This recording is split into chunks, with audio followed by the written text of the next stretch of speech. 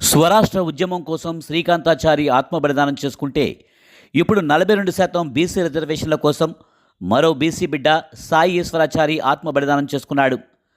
బలిదానాలతో అయినా ప్రజల ఆకాంక్షలు నెరవేరుతాయా?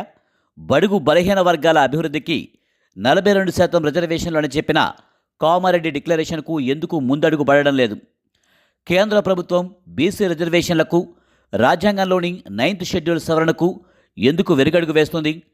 బీసీలకు 42% అని చెప్పి స్థానిక సంస్థల ఎన్నికల్లో 17%కి రిజర్వేషన్ ఎందుకు తగ్గించారు?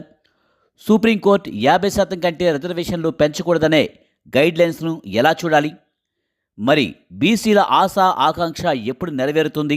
రాష్ట్రంలో బీసీ వర్గాలకు దక్కవలసిన న్యాయం కోసం తమ హక్కుల పరిరక్షణకై సాయి ఈశ్వరాచార్య అనే వ్యక్తి చేసిన ఆత్మ బలిదానం యావత్ తెలంగాణ సమాజాన్ని కలిచివేసింది.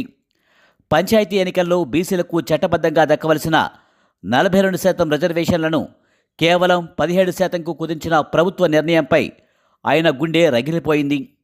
మా రిజర్వేషన్లను దోచుకున్నారు, మా వర్గానికి అన్యాయం జరిగింది అంటూ తీవ్ర ఆవేదన చెందారు. న్యాయం కోసం గలమెత్తి చివరికి ఆ నిరసన జ్వాలని తనను దహించుకునేలా చేసుకున్నారు.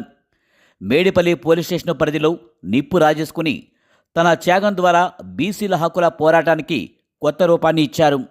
ఇది కేవలం ఒక వ్యక్తి ఆత్మహత్య కాదు, బీసీ వర్గాల ఆశ ఆకాంక్షలను కాలరాసిన ప్రభుత్వ చర్యలకు నిరసనగా సాయి ఈశ్వరాచారి రగిలించిన ధర్మజ్వాలాది. మా రిజర్వేషన్ల కోసం నేను బలి అవుతున్నాను అంటూ చివరి శ్వాస విడిచిన ఈ వీరుడి త్యాగం నేడు రాష్ట్రంలో బీసీ రిజర్వేషన్ల అంశాన్ని మళ్లీ అగ్రస్థానంలో నిలబెట్టింది. సాయి ఈశ్వరాచారి ఆత్మ బలిదానం తెలంగాణ రాజకీయాలను కుదిపేసిన ఒక చారిత్రక ఘట్టంగా మిగిలిపోనుంది. ఈ వీడియో మీకు నచ్చినట్లయితే లైక్ చేయండి, షేర్ చేయండి, కామెంట్ చేయండి.